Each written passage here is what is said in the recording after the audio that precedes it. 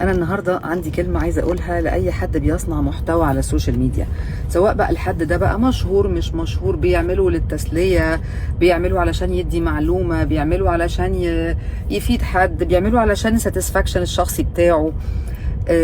الناس كلها كشعب كبني آدمين عندها غضب مكبوت جامد جدا. فأرجوكوا أي حد بيصنع محتوى هو حر تماما في المحتوى اللي هو بيقدمه، فما تخليش تعليقات الناس السلبية توقفكم. الناس غضبانة، وأسهل طريقة إن احنا نطلع الغضب بتاعنا إن احنا نكتب تعليقات سلبية لحد مش شايفنا ومش هيقدر يوصل لنا ومش هيقدر إن هو يعاقبنا على اللي احنا قلناه.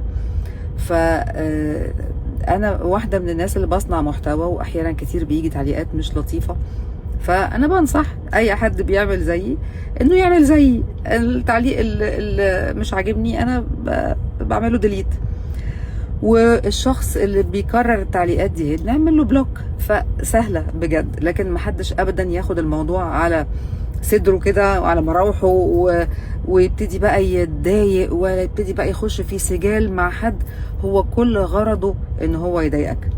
فالناس غضبانه. يا ايها الناس الغضبة، ممكن ما تتفرجوش على حد بيضايقكم بس.